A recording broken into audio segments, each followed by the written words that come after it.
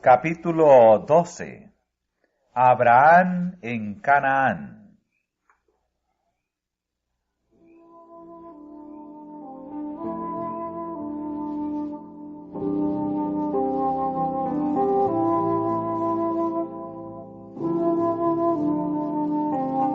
Abraham volvió a Canaán riquísimo en ganado, en plata y oro.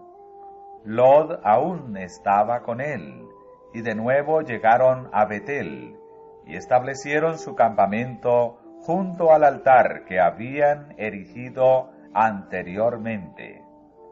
Pronto comprendieron que las riquezas acrecentadas aumentaban las dificultades. En medio de las penurias y las pruebas, habían vivido juntos en perfecta armonía, pero en su prosperidad había peligro de discordias entre ellos. Los pastores no eran suficientes para el ganado de ambos, y las frecuentes disputas entre los pastores fueron traídas ante sus amos para que las resolviesen. Era evidente que debían separarse. Abraham era mayor que Lot y superior a él en parentesco, riqueza y posición. No obstante, él fue el primero en sugerir planes para mantener la paz. A pesar de que Dios mismo le había dado toda esa tierra, muy cortésmente renunció a su derecho.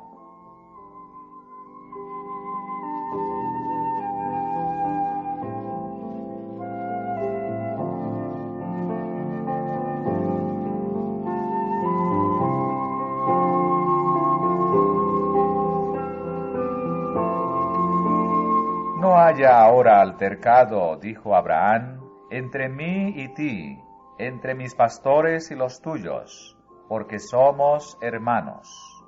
¿No está toda la tierra delante de ti? Yo te ruego que te apartes de mí. Si fueres a la mano izquierda, yo iré a la derecha, y si tú a la derecha, yo iré a la izquierda.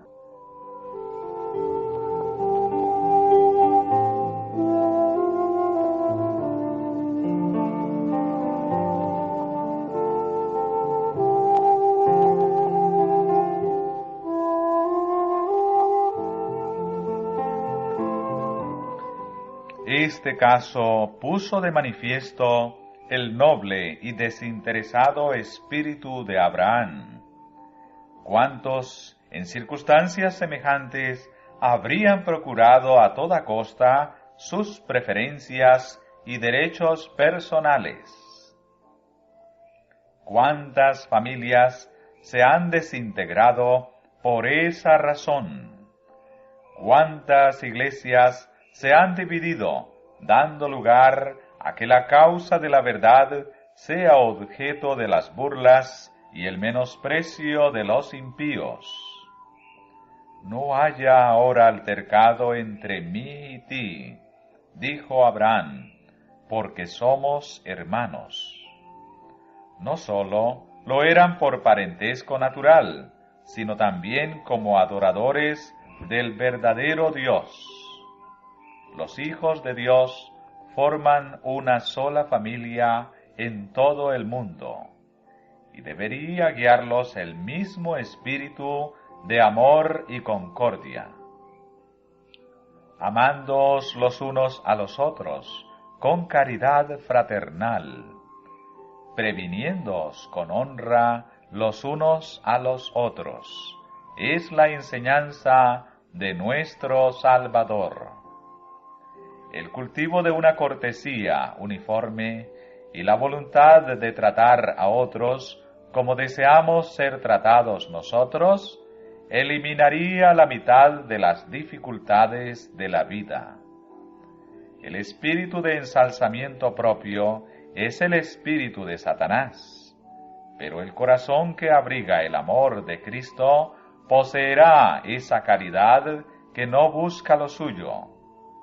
El tal cumplirá la orden divina, no mirando cada uno a lo suyo propio, sino cada cual también a lo de los otros.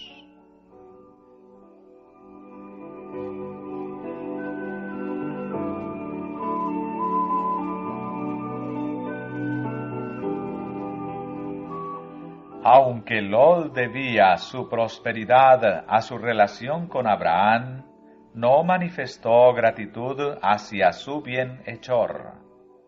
La cortesía hubiese requerido que él dejase escoger a Abraham, pero en vez de hacer eso, trató egoístamente de apoderarse de las mejores ventajas.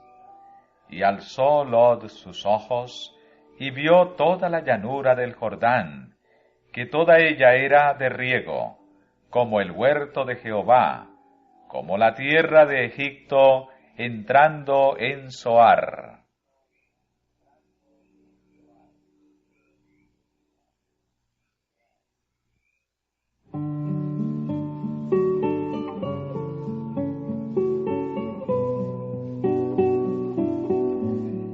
La región más feraz de toda Palestina era el valle del Jordán, que a todos aquellos que lo veían les recordaba el paraíso perdido, pues igualaba en hermosura y producción a las llanuras fertilizadas por el Nilo que hacía tan poco tiempo habían dejado.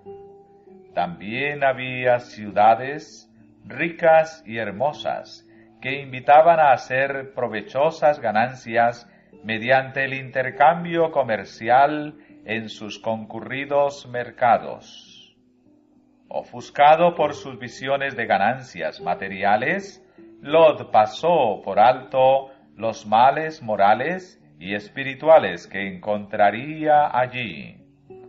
Los habitantes de la llanura eran malos y pecadores para con Jehová en gran manera, pero Lot ignoraba eso, o si lo sabía, le dio poca importancia. Entonces Lot escogió para sí toda la llanura del Jordán, y fue poniendo sus tiendas hasta Sodoma. Cuán mal previó los terribles resultados de esa elección egoísta.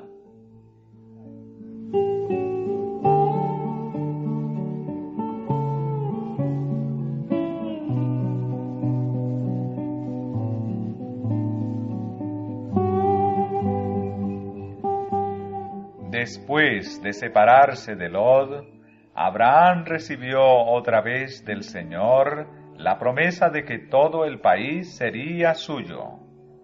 Poco tiempo después se mudó a Hebrón, levantó su tienda bajo el encinar de Mamre y al lado erigió un altar para el Señor. En esas frescas mesetas, con sus olivares y viñedos, sus ondulantes campos de trigo y las amplias tierras de pastoreo circundadas de colinas, habitó Abraham, satisfecho de su vida sencilla y patriarcal, dejando a Lot el peligroso lujo del valle de Sodoma.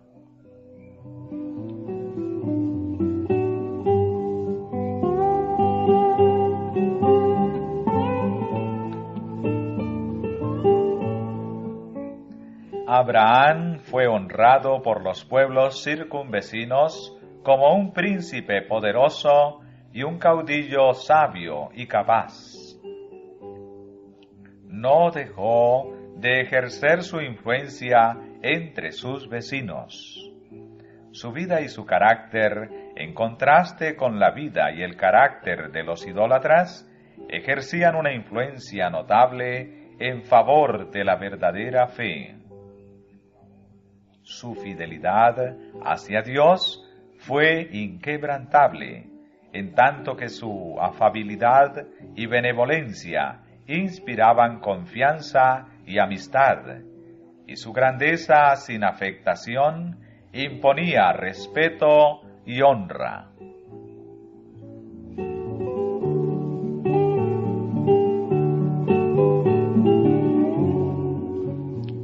No retuvo su religión como un tesoro precioso que debía guardarse celosamente y pertenecer exclusivamente a su poseedor. La verdadera religión no puede considerarse así, pues un espíritu tal sería contrario a los principios del Evangelio. Mientras Cristo more en el corazón, será imposible esconder la luz de su presencia u oscurecerla. Por el contrario, brillará cada vez más a medida que día tras día las nieblas del egoísmo y del pecado que envuelven el alma sean disipadas por los brillantes rayos del sol de justicia.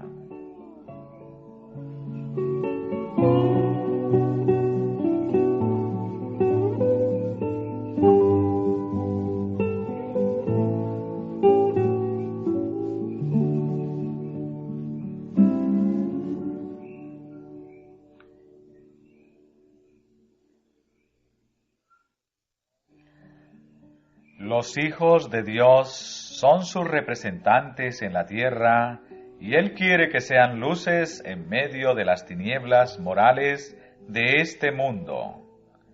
Esparcidos por todos los ámbitos de la tierra, en pueblos, ciudades y aldeas, son testigos de Dios, los medios por los cuales Él ha de comunicar a un mundo incrédulo el conocimiento de su voluntad y las maravillas de su gracia.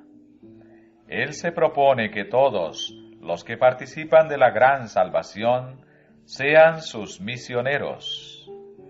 La piedad de los cristianos constituye la norma mediante la cual los infieles juzgan al Evangelio. Las pruebas soportadas pacientemente, las bendiciones recibidas con gratitud, la mansedumbre, la bondad, la misericordia y el amor manifestados habitualmente son las luces que brillan en el carácter ante el mundo y ponen de manifiesto el contraste que existe con las tinieblas que proceden del egoísmo del corazón natural.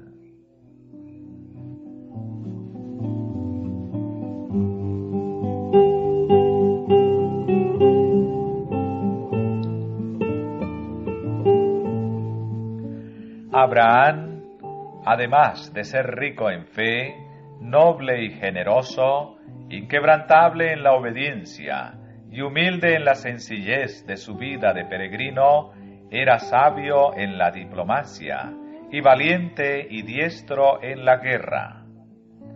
A pesar de ser conocido como maestro de una nueva religión, 3 príncipes, hermanos entre sí, y soberanos de las llanuras de los amorreos donde él vivía, le demostraron su amistad, invitándolo a aliarse con ellos para alcanzar mayor seguridad, pues el país estaba lleno de violencia y opresión.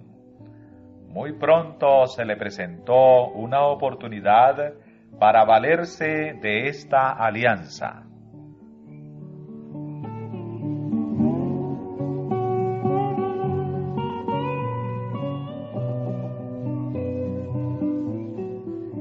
Chedorlaomer, rey de Elán, había invadido la tierra de Canaán hacía 14 años y la había hecho su tributaria.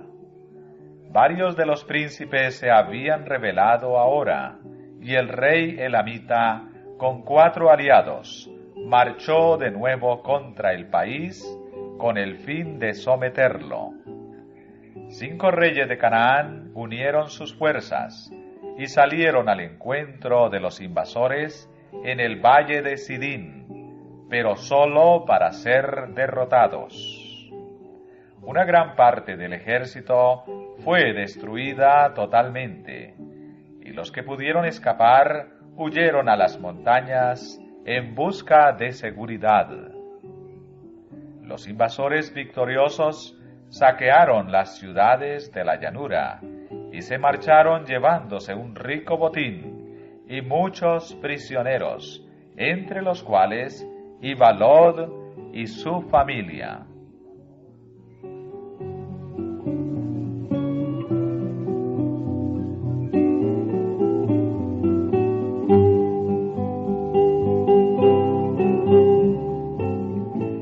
Abraham, que habitaba tranquilamente en el encinar de Mamre, fue enterado por un fugitivo de lo ocurrido en aquella batalla y de la desgracia de su sobrino.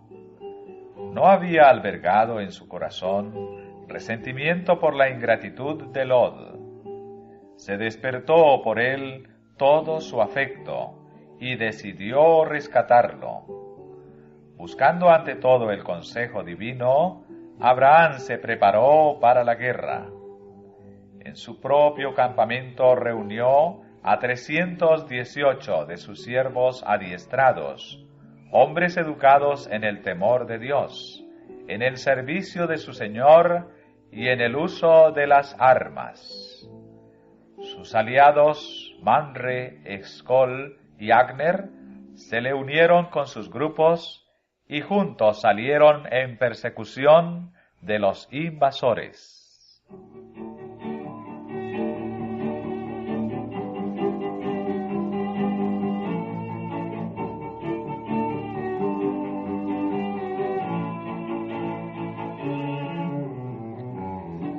Los elamitas y sus aliados habían acampado en Dan, en la frontera septentrional de Canaán. Envalentonados por su victoria y sin temer un asalto de parte de sus enemigos vencidos, se habían entregado por completo a la orgía. El patriarca dividió sus fuerzas de tal manera que éstas se aproximaran por distintos puntos y convergieran en el campamento enemigo, atacándolo durante la noche.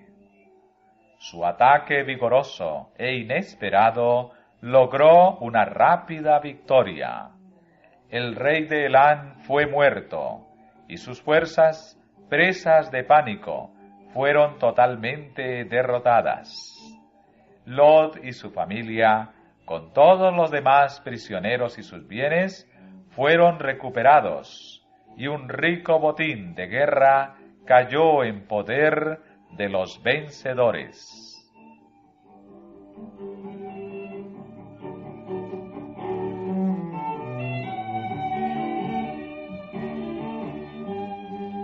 Después de Dios, el triunfo se debió a Abraham. El adorador de Jehová no sólo había prestado un gran servicio al país, sino que también se había revelado hombre de valor.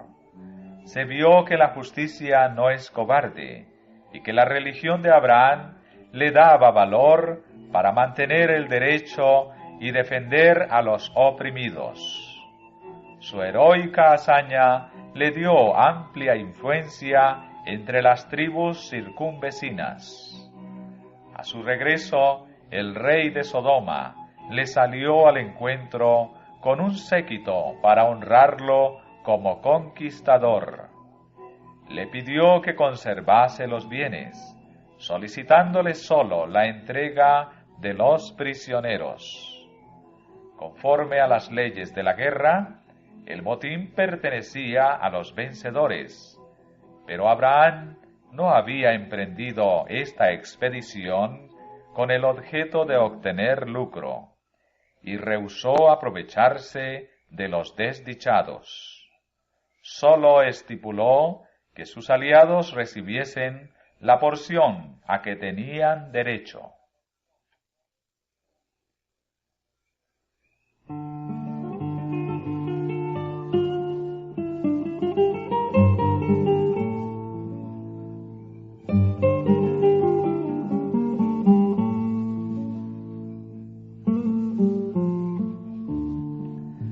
Muy pocos, si fueran sometidos a la misma prueba, se hubiesen mostrado tan nobles como Abraham. Pocos hubiesen resistido la tentación de asegurarse tan rico botín. Su ejemplo es un reproche para los espíritus egoístas y mercenarios. Abraham tuvo en cuenta las exigencias de la justicia y la humanidad. Su conducta ilustra la máxima inspirada: amarás a tu prójimo como a ti mismo.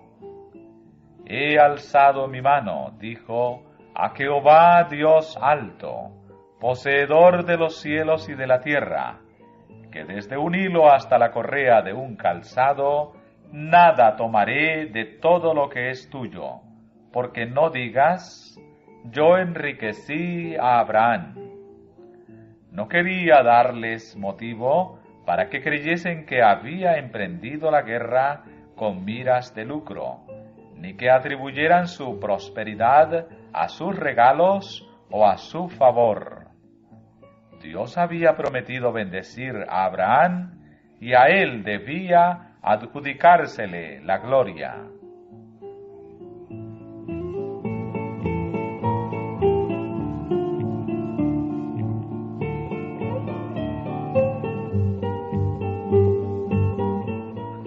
Otro que salió a dar la bienvenida al victorioso patriarca fue Melquisedec, rey de Salem, quien trajo pan y vino para alimentar al ejército.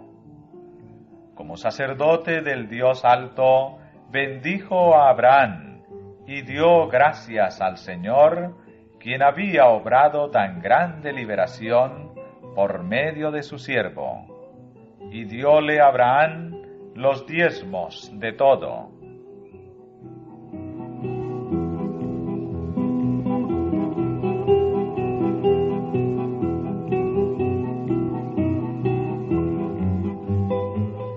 Abraham regresó alegremente a su campamento y a sus ganados, pero su espíritu estaba perturbado por pensamientos que no le abandonaban. Había sido hombre de paz, y hasta donde había podido, había evitado toda enemistad y contienda, y con horror recordaba la escena de matanza que había presenciado. Las naciones cuyas fuerzas había derrotado intentarían sin duda invadir de nuevo a Canaán, y le harían a él objeto especial de su venganza. Enredado en esta forma en las discordias nacionales, vería interrumpirse la apacible quietud de su vida. Por otro lado, no había tomado posesión de Canaán, ni podía esperar ya un heredero en quien la promesa se hubiese de cumplir.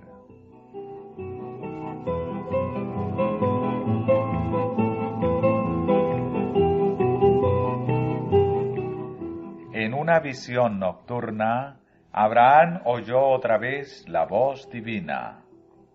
No temas, Abraham, fueron las palabras del príncipe de los príncipes. Yo soy tu escudo, y tu galardón sobremanera grande. Pero tenía el ánimo tan deprimido por los presentimientos que no pudo esta vez aceptar la promesa con absoluta confianza como lo había hecho antes. Rogó que se le diera una evidencia tangible de que la promesa sería cumplida. ¿Cómo iba a cumplirse la promesa del pacto mientras se le negaba la dádiva de un hijo?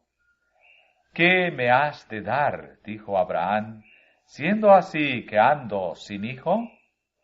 Y he aquí que es mi heredero uno nacido en mi casa. Se proponía adoptar a su fiel siervo Eliezer como hijo y heredero, pero se le aseguró que un hijo propio había de ser su heredero. Entonces Dios lo llevó fuera de su tienda y le dijo que mirara las innumerables estrellas que brillaban en el firmamento. Y mientras lo hacía, le fueron dirigidas las siguientes palabras: Así será tu simiente. y creyó Abraham a Dios, y le fue atribuido a justicia.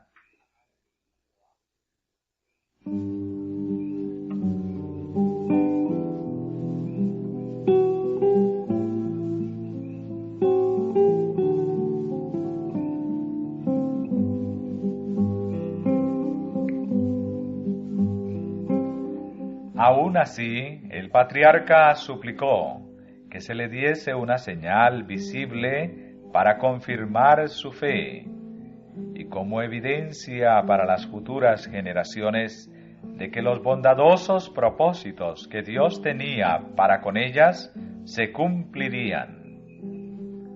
El Señor se dignó concertar un pacto con su siervo, empleando las formas acostumbradas entre los hombres para la ratificación de contratos solemnes.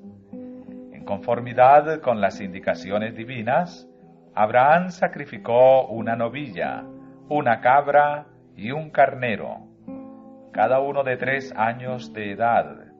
Dividió cada cuerpo en 2 partes y colocó las piezas a poca distancia la una de la otra. Añadió una tórtola y un palomino, que no fueron partidos.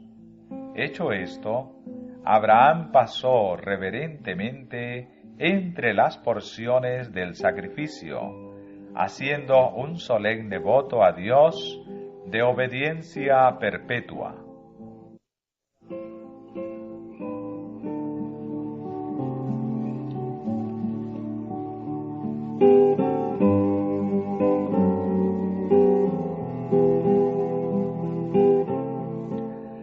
Atento y constantemente permaneció al lado de los animales partidos hasta la puesta del sol, para que no fuesen profanados o devorados por las aves de rapiña.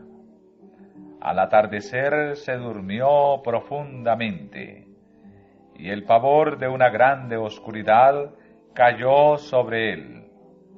Y oyó la voz de Dios diciéndole que no esperase la inmediata posesión de la tierra prometida, y anunciándole los sufrimientos que su posteridad tendría que soportar antes de tomar posesión de Canaán. Le fue revelado el plan de redención en la muerte de Cristo, el gran sacrificio y su venida en gloria. También vio Abraham la tierra restaurada a su belleza edénica, que se le daría a él para siempre, como pleno y final cumplimiento de la promesa.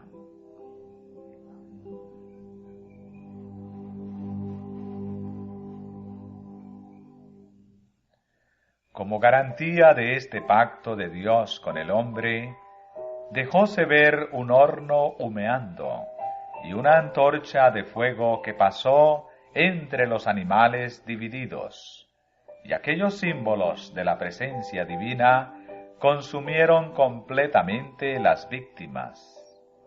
Y otra vez oyó Abraham una voz que confirmaba la dádiva de la tierra de Canaán a sus descendientes, desde el río de Egipto hasta el río grande, el río Éufrates.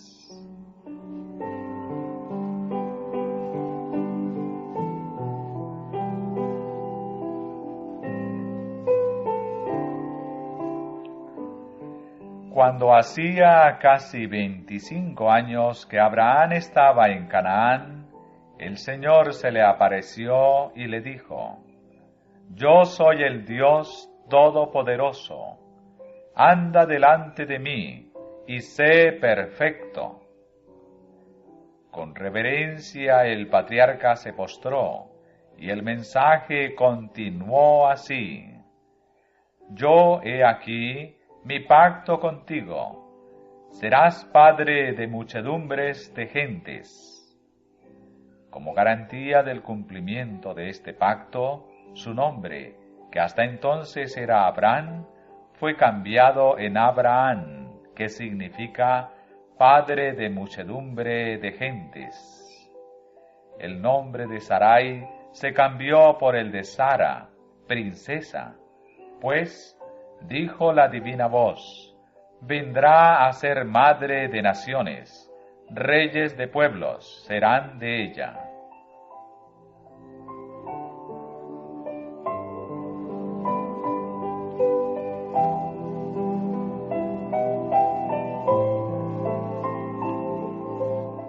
En ese tiempo el rito de la circuncisión fue dado a Abraham, por sello de la justicia de la fe que tuvo en la incircuncisión.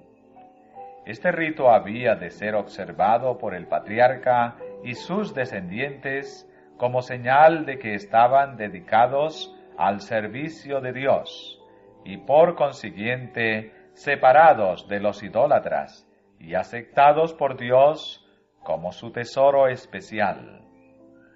Por este rito se comprometían a cumplir por su parte las condiciones del pacto hecho con Abraham. No debían contraer matrimonio con los paganos, pues haciéndolo perderían su reverencia hacia Dios y hacia su santa ley.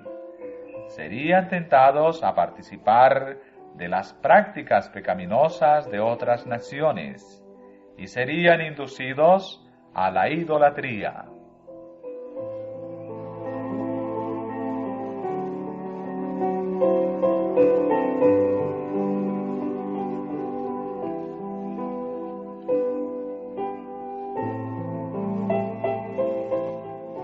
Dios confirió un gran honor a Abraham. Los ángeles del cielo anduvieron y hablaron con él como con un amigo. Cuando los juicios de Dios estaban por caer sobre Sodoma, este hecho no le fue ocultado, y él se convirtió en intercesor de los pecadores para con Dios. Su entrevista con los ángeles presenta también un hermoso ejemplo de hospitalidad.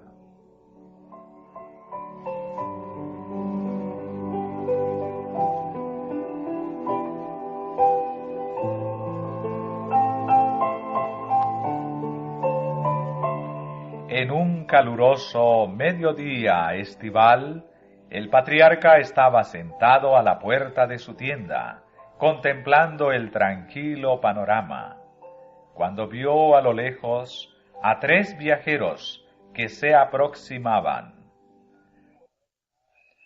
Antes de llegar a su tienda, los forasteros se detuvieron, como para consultarse respecto al camino que debían seguir. Sin esperar que le solicitasen favor alguno, Abraham se levantó rápidamente, y cuando ellos parecían volverse hacia otra dirección, él se apresuró a acercarse a ellos, y con la mayor cortesía les pidió que le honrasen, deteniéndose en su casa para descansar. Con sus propias manos les trajo agua para que se lavasen los pies y se quitasen el polvo del camino. Él mismo escogió los alimentos para los visitantes, y mientras descansaban bajo la sombra refrescante, se sirvió la mesa, y él se mantuvo respetuosamente al lado de ellos, mientras participaban de su hospitalidad.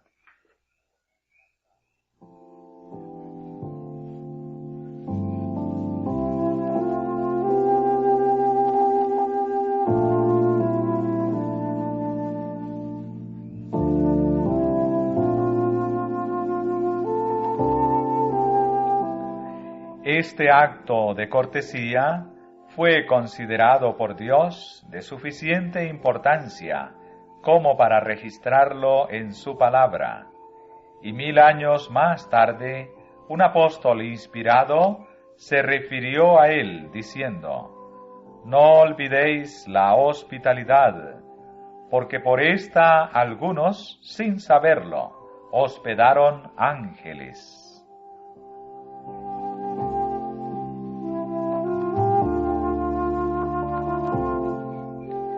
Abraham no había visto en sus huéspedes más que 3 viajeros cansados. No imaginó que entre ellos había uno a quien podría adorar sin cometer pecado. En ese momento le fue revelado el verdadero carácter de los mensajeros celestiales. Aunque iban en camino como mensajeros de ira, a Abraham, el hombre de fe, le hablaron primeramente de bendiciones. Aunque Dios es riguroso para notar la iniquidad y castigar la transgresión, no se complace en la venganza. La obra de la destrucción es una extraña obra para el que es infinito en amor.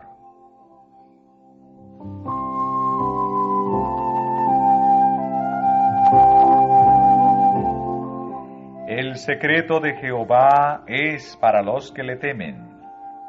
Abraham había honrado a Dios, y el Señor le honró, haciéndole partícipe de sus consejos y revelándole sus propósitos. ¿Encubriré yo a Abraham lo que voy a hacer? Dijo el Señor. El clamor de Sodoma y Gomorra se aumenta más y más, y el pecado de ellos se ha agravado en extremo. Descenderé ahora y veré si han consumado su obra según el clamor que ha venido hasta mí, y si no, saberlo he. Dios conocía bien la medida de la culpabilidad de Sodoma, pero se expresó a la manera de los hombres, para que la justicia de su trato fuese comprendida. Antes de descargar sus juicios sobre los transgresores, iría él mismo a examinar su conducta. Si no habían traspasado los límites de la misericordia divina, les concedería todavía más tiempo para que se arrepintieran.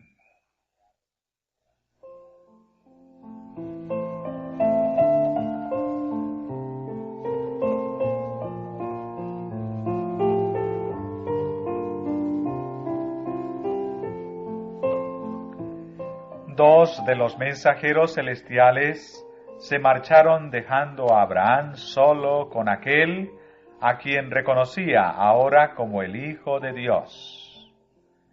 Y el hombre de fe intercedió en favor de los habitantes de Sodoma. Una vez los había salvado mediante su espada, ahora trató de salvarlos por medio de la oración. Lot y su familia habitaban aún allí, y el amor desinteresado que movió a Abraham a rescatarlo de los elamitas, trató ahora de salvarlo de la tempestad del juicio divino, si era la voluntad de Dios.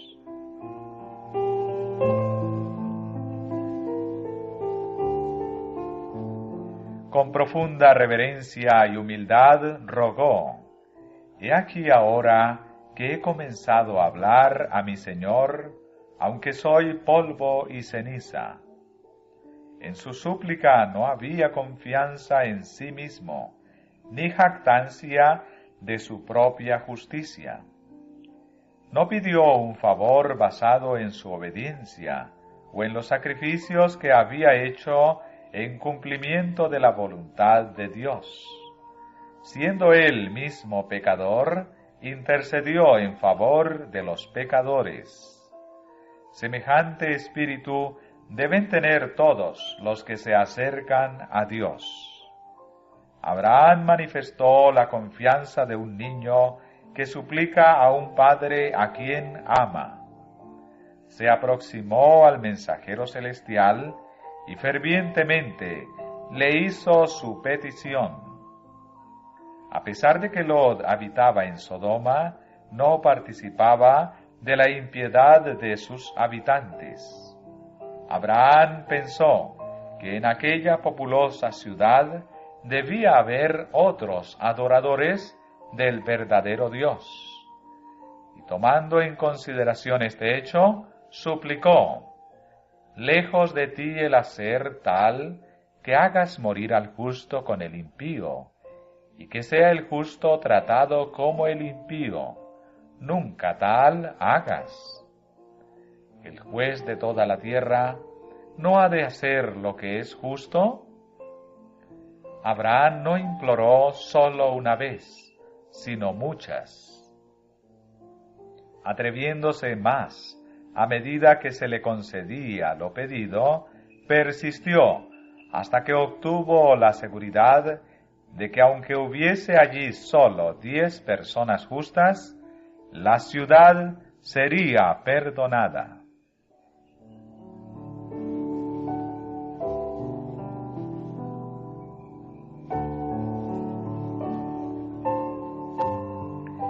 El amor hacia las almas, a punto de perecer, inspiraba las oraciones de Abraham.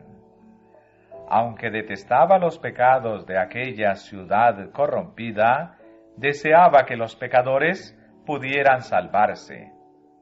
Su profundo interés por Sodoma demuestra la ansiedad que debemos experimentar por los impíos.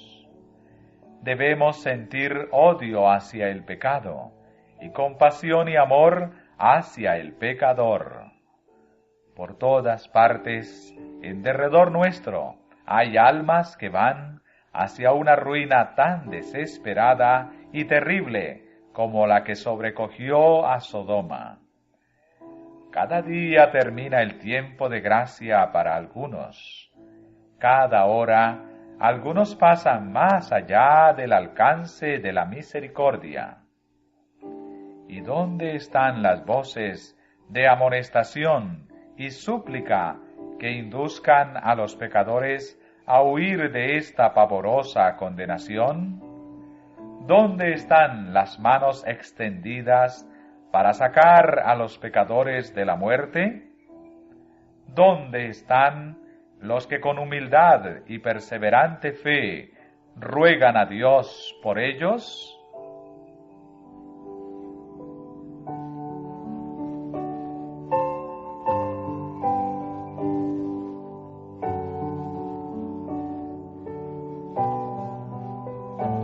El espíritu de Abraham fue el espíritu de Cristo. El mismo Hijo de Dios es el gran intercesor en favor del pecador. El que pagó el precio de su redención conoce el valor del alma humana. Sintiendo hacia la iniquidad un antagonismo que sólo puede existir en una naturaleza pura e inmaculada, Cristo manifestó hacia el pecador un amor que sólo la bondad infinita pudo concebir. En la agonía de la crucifixión, Él mismo, cargado con el espantoso peso de los pecados del mundo, oró por sus vilipendiadores y asesinos. Padre, perdónalos, porque no saben lo que hacen.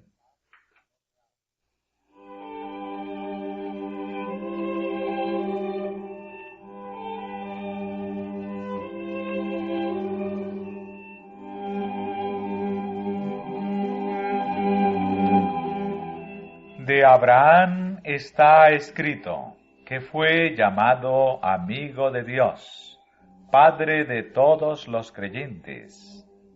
El testimonio de Dios acerca de este fiel patriarca es: oyó Abraham mi voz y guardó mi precepto, mis mandamientos, mis estatutos y mis leyes. Y en otro lugar dice: yo lo he conocido. Sé que mandará a sus hijos y a su casa después de sí que guarden el camino de Jehová, haciendo justicia y juicio, para que haga venir Jehová sobre Abraham lo que ha hablado acerca de él.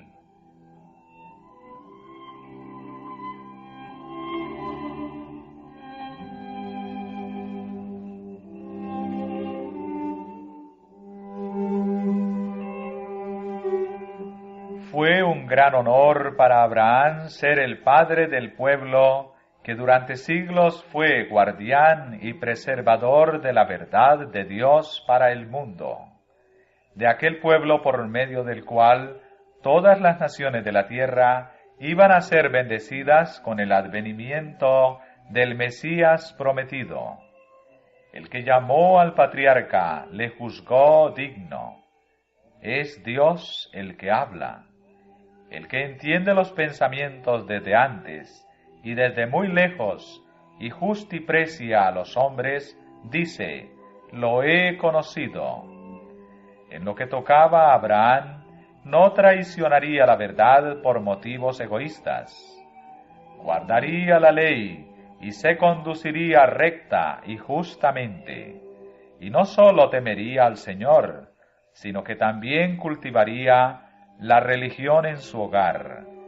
Instruiría a su familia en la justicia. La ley de Dios sería la norma de su hogar.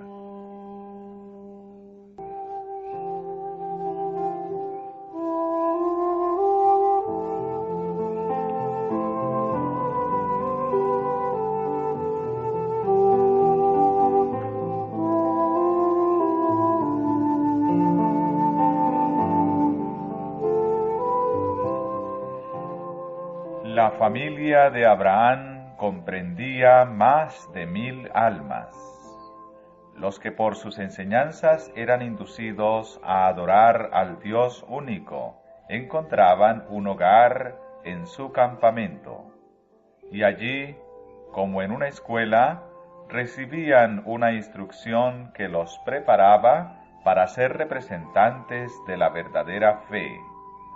Así que pesaba sobre Abraham una gran responsabilidad. Educaba a los padres de familia y sus métodos de gobierno eran puestos en práctica en las casas que ellos presidían.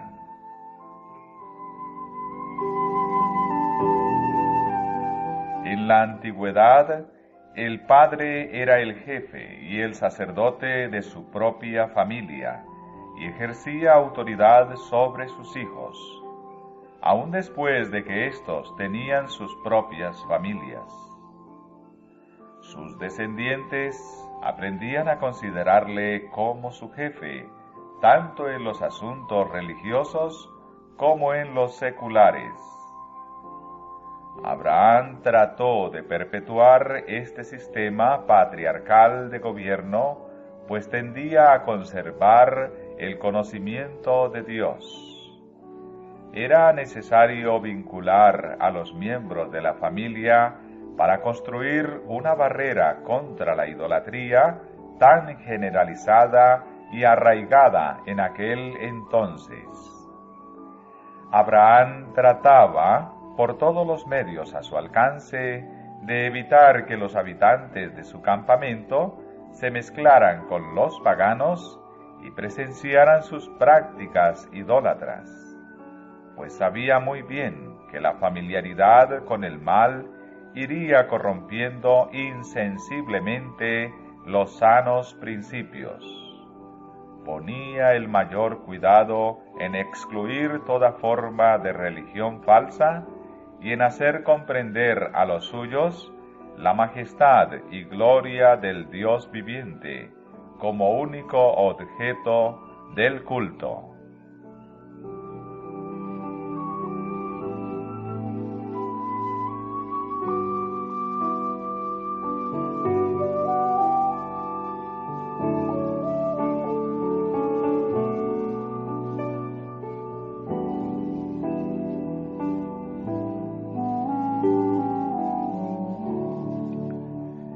Era sabio arreglo, dispuesto por Dios mismo, el que consistía en aislar a su pueblo en lo posible de toda relación con los paganos, para hacer de él un pueblo separado, que no se contase entre las naciones.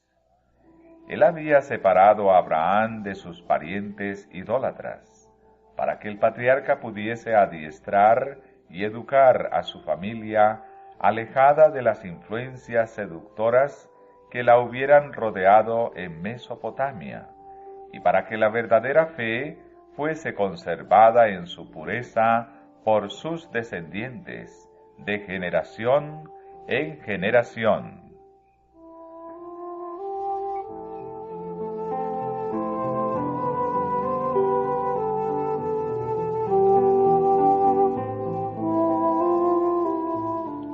El afecto de Abraham hacia sus hijos y su casa le movió a resguardar su fe religiosa y a inculcarles el conocimiento de los estatutos divinos como el legado más precioso que pudiera dejarles a ellos y por su medio al mundo. A todos les enseñó que estaban bajo el gobierno del Dios del cielo. No debía haber opresión de parte de los padres, ni desobediencia de parte de los hijos. La ley de Dios había designado a cada uno sus obligaciones, y sólo mediante la obediencia a dicha ley se podía obtener la felicidad y la prosperidad.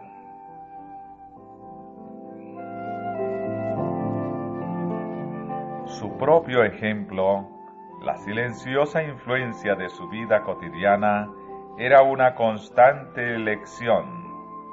La integridad inalterable, la benevolencia y la desinteresada cortesía que le habían granjeado la admiración de los reyes, se manifestaba en el hogar. Había en su vida una fragancia, una nobleza y una dulzura de carácter que revelaban a todos que Abraham estaba en relación con el cielo. No descuidaba siquiera al más humilde de sus siervos. En su casa no había una ley para el amo y otra para el siervo. No había un camino real para el rico y otro para el pobre. Todos eran tratados con justicia y simpatía, como coherederos de la gracia de la vida.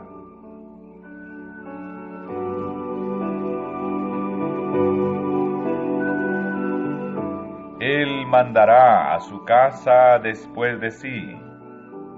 En Abraham no se vería negligencia pecaminosa en lo referente a restringir las malas inclinaciones de sus hijos, ni tampoco habría favoritismo imprudente, indulgencia o debilidad.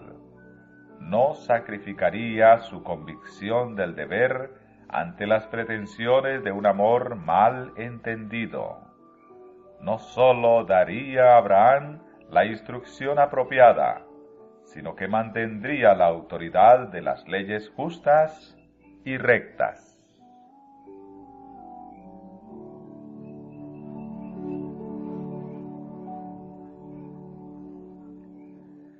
¡Cuán pocos son los que siguen este ejemplo actualmente!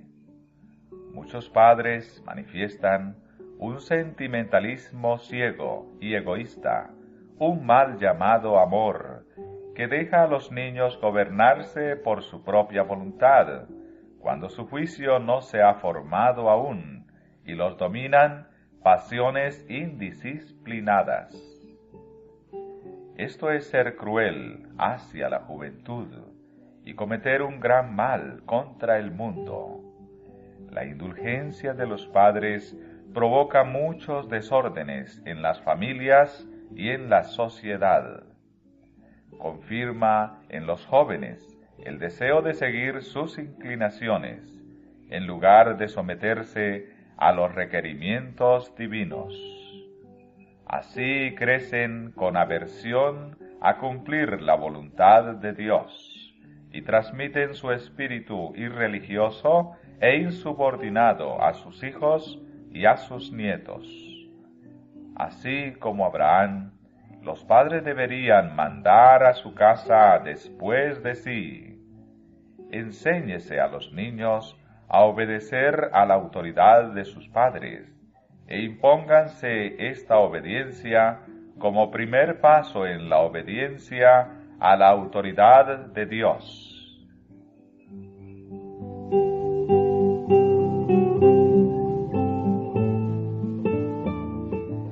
El poco aprecio en que aún los dirigentes religiosos tienen la ley de Dios ha producido muchos males.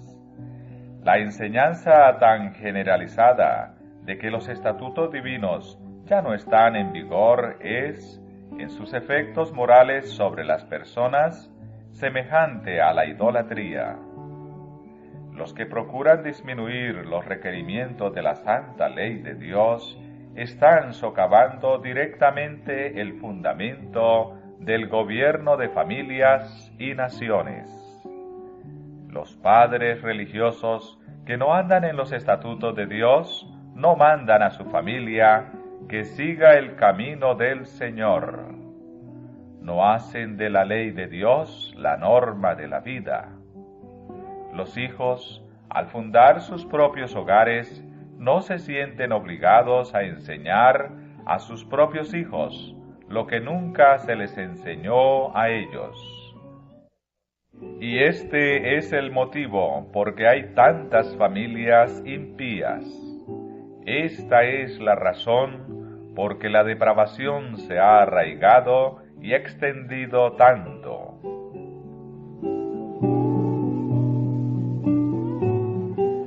Mientras que los mismos padres no anden conforme a la ley del Señor con corazón perfecto, no estarán preparados para mandar a sus hijos después de sí. Es preciso hacer en este respecto una reforma amplia y profunda. Los padres deben reformarse. Los ministros necesitan reformarse. Necesitan a Dios en sus hogares. Si quieren ver un estado de cosas diferentes, deben dar la palabra de Dios a sus familias y deben hacerla su consejera. Deben enseñar a sus hijos que esta es la voz de Dios a ellos dirigida y que deben obedecerle implícitamente. Deben instruir con paciencia a sus hijos, bondadosa e incesantemente deben enseñarles a vivir para agradar a Dios. Los hijos de tales familias estarán preparados para hacer frente a los sofismas de la incredulidad. Aceptaron la Biblia como base de su fe y por consiguiente tienen un fundamento que no puede ser barrido por la ola de escepticismo que se avecina.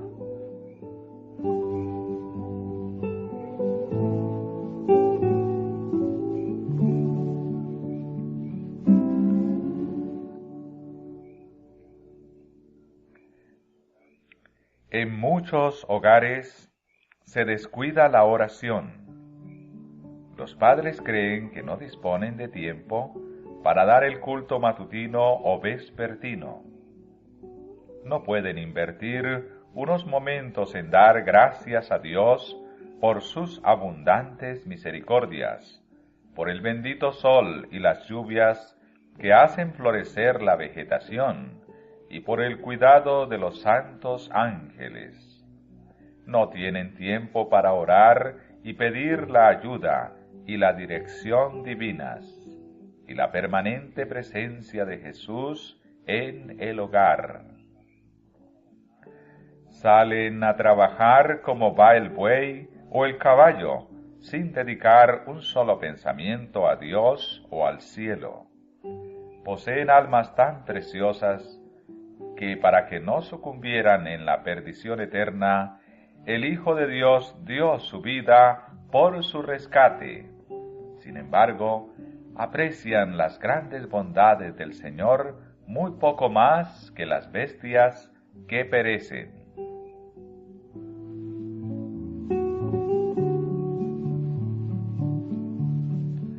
Como a los patriarcas de la antigüedad, los que profesan amar a Dios deberían erigir un altar al Señor donde quiera que se establezcan. Si alguna vez hubo un tiempo cuando todo hogar debería ser una casa de oración, es ahora.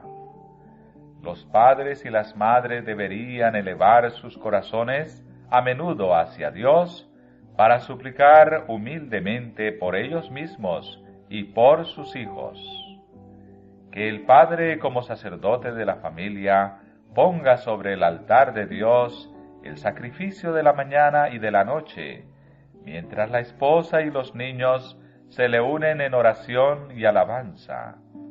Jesús se complace en morar en un hogar tal.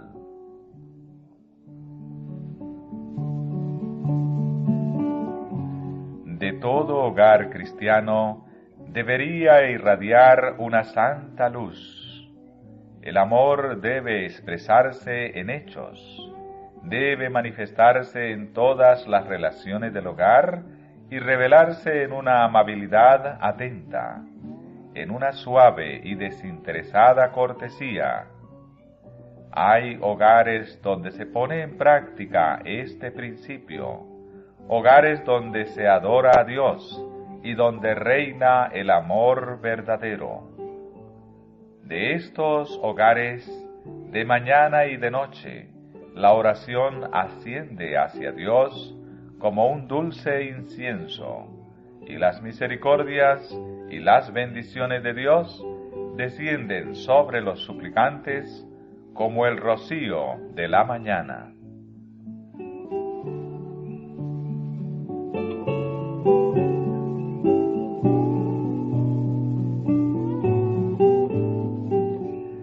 Un hogar piadoso, bien dirigido, constituye un argumento poderoso en favor de la religión cristiana, un argumento que el incrédulo no puede negar. Todos pueden ver que una influencia obra en la familia y afecta a los hijos, y que el Dios de Abraham está con ellos. Si los hogares de los profesos cristianos tuviesen el debido molde religioso, ejercerían una gran influencia en favor del bien. Serían ciertamente la luz del mundo. El Dios del cielo habla a todo padre fiel por medio de las palabras dirigidas a Abraham. Porque yo lo he conocido, sé que mandará a sus hijos y a su casa después de sí, que guarden el camino de Jehová, haciendo justicia y juicio, para que haga venir Jehová sobre Abraham lo que ha hablado acerca de él.